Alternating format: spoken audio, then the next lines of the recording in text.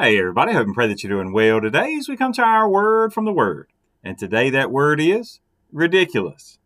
Ridiculous.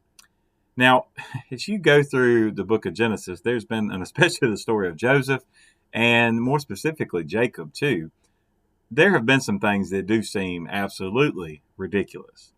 But that's not the angle I want to look at it today. You get to Genesis 42 and you find that, okay, now the famine has come. Everybody in the land is looking for food, right? Everybody's been coming to Joseph. Well, it'd be no different for Jacob's sons, Joseph's brothers who sold him into slavery. Well, as you read through this chapter, you see that they make their way there. Joseph recognizes them. They don't recognize Joseph. Joseph is speaking through an interpreter, so they don't, even when they talk to each other, they don't realize that he understands exactly what they're saying. They begin to understand that he's being tough on them because they think it is a punishment from God because of the sin that they had committed in selling Joseph in the first place. Now, they assume that Joseph is dead and actually tell Joseph that their brother Joseph is dead. But they all come except for Benjamin. And so Joseph tries to kind of put them to the test and also see if they're telling the truth. So what he ends up doing, kind of puts them in prison for a couple of days. And he's going to send them home. He leaves Simeon there and say, okay, y'all go home. He'll be a guest here, a guest in the prison. But he'll stay here. Y'all go, and then when y'all come back, bring the youngest brother. In other words, Joseph wants to see Benjamin, and he wants to make sure that he's okay. Now, through all of this, Joseph ends up kind of putting them to the test a little further. Maybe it was because they had actually heard them kind of being sincere in their regret or their guilt of what they had done. So as he sends them away, he has the orders that their money bags that they paid for the grain that they got put in each of their bags. So they head home. One of them realizes on the way home that he has, hey, wait a minute, there's money in my bag. So he's already kind of worried about that, I guess. It's not until they get home that they realize, wait a minute, there's money in all of ours. We got the grain and our money back. Now, you can imagine what they were thinking. It wasn't that they were celebrating. At first, maybe, but then they realized, wait a minute, we're going to be accused of being thieves. Maybe this is a test to see if we're honest. And they really didn't know what to think. But because they could be accused of being thieves, Jacob immediately goes to the far end. He immediately goes to the worst case scenario. That's where we pick up today. Genesis chapter 42, looking at verses 35 through 36 today. Then it happened as they emptied their sacks that surprisingly each man's bundle of money was in his sack. And when they and their father saw the bundles of money, they were afraid. And Jacob their father said to them, "You have bereaved me. Joseph is no more, Simeon is no more, and you want to take Benjamin. All these things are against me." And see, it's that phrase, all these things are against me. That's the phrase I'm going to tell you today is ridiculous. But I'm going to also tell you that's phrases that we have all said at one point in time. I can almost promise you've thought it if you haven't said it, and if you haven't even told others. Man, everything is working against me. I love one commentator put it this way. He said, a great portion of our present trouble arises from our not knowing the whole truth. And isn't that what Romans 8:28 is all about?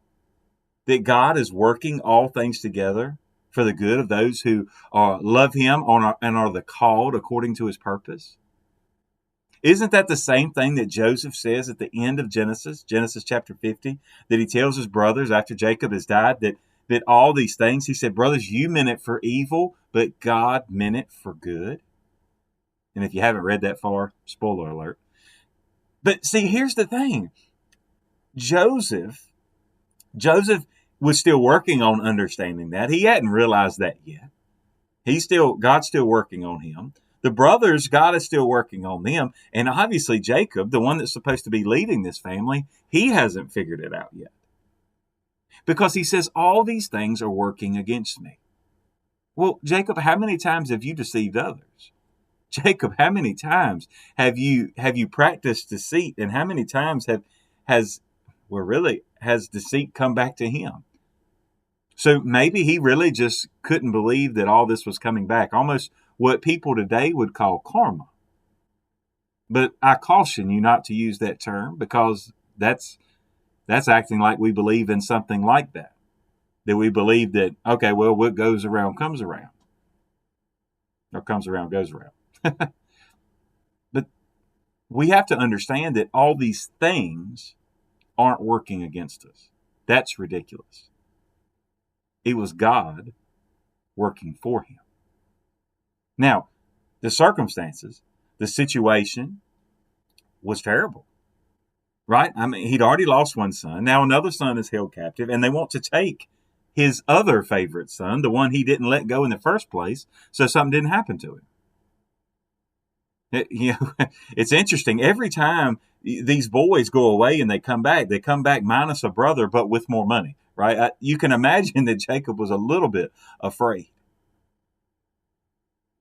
But the thing is that God was working on him. And God was working for him. Not in the way that Jacob was the boss, but he was working for him in the way that he was working for his good. And working for the good of his children and his descendants. How else would the nation of Israel thrive? How would it survive the famine if God had not been working for him all along? Even when he lost Joseph, or thought that he lost Joseph, God was working for him, going ahead of him. And I think we need that reminder. We need that encouragement today. That there are things that, honestly, right, that I face, that you face, that right now in the moment we say, God, it seems like everything is working against me. It seems like I must be suffering for past sins, and I'm suffering consequences. And while those things may be true, God can still take our messes and make them into a masterpiece that he's been working on all along. He took the messes that Jacob had made in the past, and the messes that the brothers made in the past, and even the messes that Joseph had made in the past, and he was making all of them come together more beautifully than anyone could ever imagine.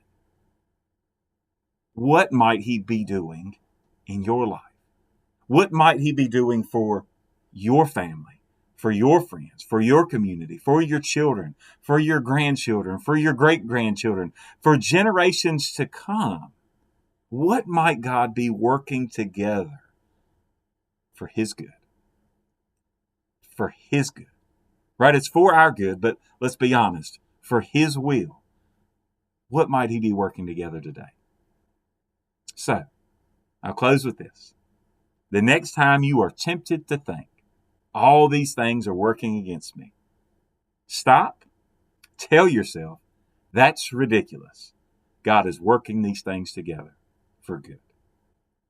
God bless you, and I pray you have a great, great day.